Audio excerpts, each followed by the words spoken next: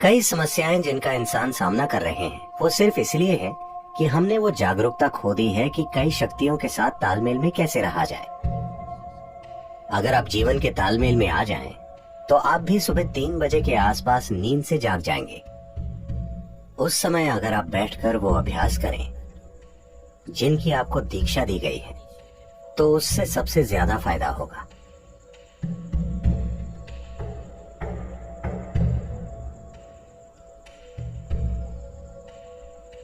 जिस तरह से धरती घूम रही है और जो भी हो रहा है, उस वजह से एक बहुत बुनियादी बदलाव आता है सुबह 3:20 से सुबह 3:40 के बीच। इसे ब्रह्म मुहूर्त कहते हैं। ऐसा बस 33 डिग्री लैटिट्यूड तक ही होता है। आपका सिस्टम, मनुष्य का सिस्टम एक विशेष तरीके से व्यवहार करता है। ये एक संभावना है।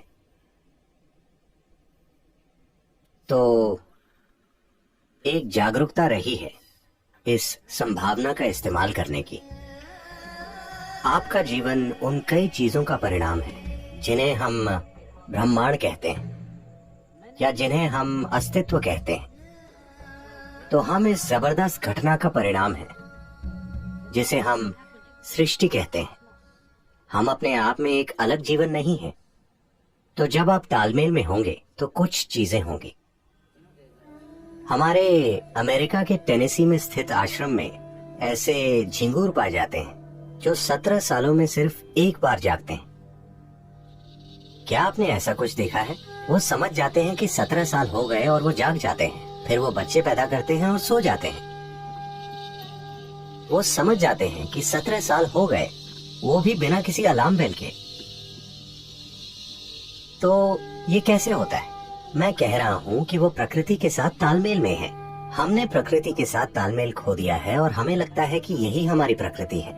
नहीं, कई सारी बीमारियां और समस्याएं जिनका मनुष्य अनुभव कर रहे हैं, वो बस इसलिए हैं क्योंकि हमने वो जागरूकता खो दी है कि उन कई सारी शक्तियों के साथ तालमेल में कैसे रहा जाए जो हमें वो बनाती हैं जो हम हैं। तो योग वो तालमेल लाने के लिए है ताकि आप जीवन के साथ लय में हो। अगर आप जीवन के साथ लय में होंगे तो आप भी सुबह 3 बजे के थोड़ा बाद जागेंगे। अगर आप जागरूक हैं तो अचानक आपके अंदर जीवंतता की एक किरण जागेगी, और अगर आप गहरी नींद में भी हों तो भी जाग जाएंगे। आपके साथ ये होना चाहिए। इसका मतलब है आप उसके साथ तालमेल में हैं, आप जीवन के तालमेल में हैं। तो मुझे क्या करना चाहिए? क्या मुझे ध्यान करना चाहिए या क्रिया? इससे फर्क नहीं पड़ता कि आप क्या करते हैं। आपको वो प्रक्रिया करनी चाहिए जिसकी आपको दीक्षा दी गई है, क्योंकि दीक्षा का मतलब है आपको कोई अभ्यास बस सिखाया ही नहीं गया है, आपके सिस्टम में उसे उतार दिया गया है, उसे आपके सिस्टम में बैठा दिया गया है। तो वो जो भी हो, अगर आप में एक जीवित बीज है और आप ब्रह्म मुहूर्त पर जागें और वो अभ्यास करें, तो इससे सबसे ज्यादा फायदा होता है, क्योंकि तब धरती के बर्ताव का आपके सिस्टम पर वैसा ही असर होता है। अगर आप एक विशेष तरह से जागरूक हो जाएं, आपके अंदर एक खास स्तर की जागरूकता आ जाए, तो आप बस जान जाएंगे You will simply know when the time is. कि वो समय कब है। अगर आप सही समय पर सोने जाएंगे तो आपको घड़ी देखने की जरूरत नहीं होगी। आप हमेशा जान जाएंगे कि 3:40 बजे हैं, क्योंकि फिर शरीर एक अलग तरह से बर्ताव करता है। उस समय अगर आप बैठकर वो प्रक्रिया करें जिसकी आपको दीक्षा मिली है, वो नहीं जो आपने किताबों से पढ़ी है, तो सबसे ज्यादा फायदा होगा। उस समय बीज को अंकुरित होने के लिए जरूरी मदद मिल जाएगी, या वो अन्य समय के मुकाबले ज्यादा तेजी से विकसित होगा।